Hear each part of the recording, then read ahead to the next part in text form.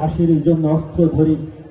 দেশের গণ্ডি পেরিয়ে বর্তমান গণতান্ত্রিক রাজনৈতিক বিশ্বের অন্যতম অনুকরণীয় leadership Canadian human rights international organisation থেকে মাদার অফ ডেমোক্রেসি উপাধিতে ভূষিত বিএনপির সম্মানিত চেয়ারপারসন, জনগণের ভোটে নির্বাচিত তিনবারের সাবেক প্রধানমন্ত্রী দেশমাতা বেগম খালেদা জিয়ার মুক্তির দাবিতে চুয়াডাঙ্গা জেলা বিএনপি কর্তৃক আয়োজিত আজকের এই সমাবেশে সভাপতিত্ব করছেন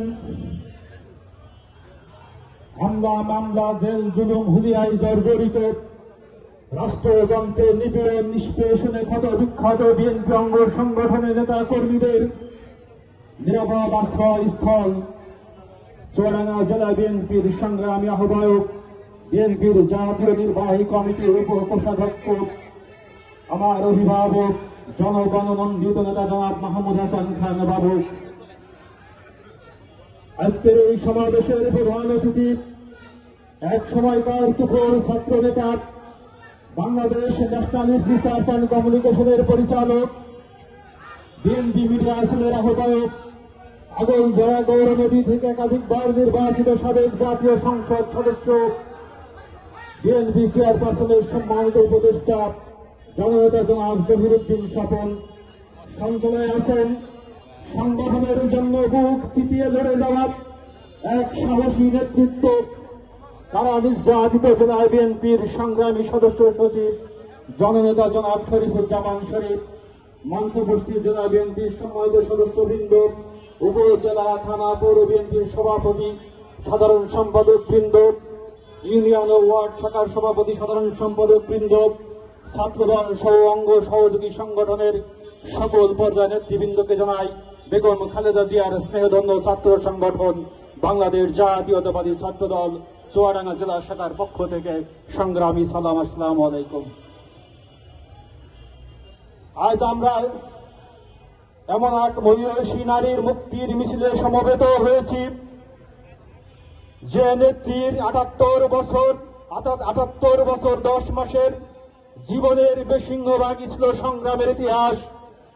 মাত্র 35 বছর বয়সে বিধবা হওয়ার পর নিজের পরিবার নিয়ে যে সংগ্রাম শুরু হয়েছিল, সেই সংগ্রামের লেলিহান শিকার চূড়ান্ত পর্যায়ে পৌঁছেছিল 90-এর স্বৈরাচার বিরোধী আন্দোলনে। আজও সেই সংগ্রামের উত্তাপ ছড়াচ্ছে সারা দেশব্যাপী। নিজ এবং পরিবারের স্বার্থকে জলাঞ্জলি দিয়ে দেশ এবং দেশের মানুষের স্বার্থে আপোষহীন থেকে গণতন্ত্রের জন্য জীবন সামনে দাঁড়িয়েও যে কিভাবে লড়াই করতে হয় তার এক অনন্য নজির হচ্ছে আমাদের নেত্রী বেগম খালেদা জিয়া। সংগ্রামী বন্ধুগণ,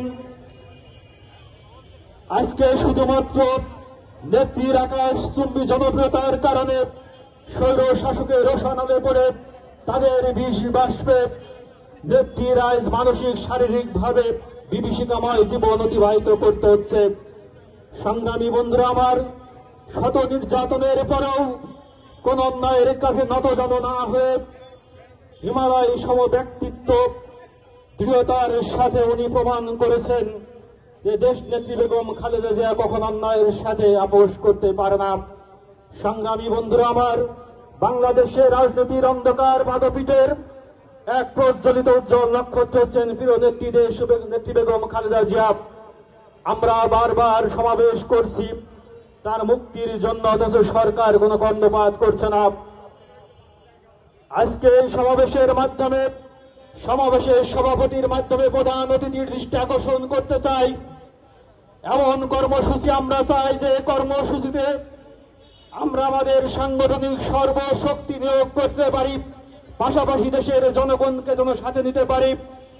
আরেকটি কথা বলতে চাই, যে সকল পেশাজীবী নেতৃবৃন্দ আছেন সেই সকল দেশের বিশিষ্ট নাগরিককে সেমিনার সিম্পোজিয়ামে নয়, রাজপথে দেশ নেত্রীর মুক্তির জন্য ধারাবাহিক কোন কর্মসূচি দেওয়া যায় কিনা এটা ভাবার জন্য অনুরোধ করব। সেই সাথে দেশ নেত্রী বেগম খালেদা জিয়ার মুক্তির জন্য সারা বাংলাদেশে গণস্বাক্ষরের মতো কোনো কর্মসূচি দেওয়া যায় কিনা সেটা ভাবার জন্য অনুরোধ করব।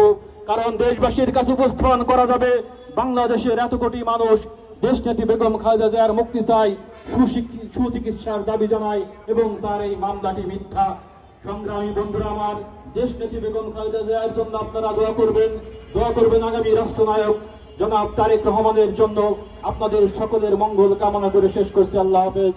বাংলাদেশ জিন্দাবাদ, বাংলাদেশ জাতীয়তাবাদী ছাত্র দল জিন্দাবাদ, শহীদ জিয়া অমর হোক, দেশনেত্রী বেগম খালেদা জিন্দাবাদ, জনাব তারেক রহমান জিন্দাবাদ।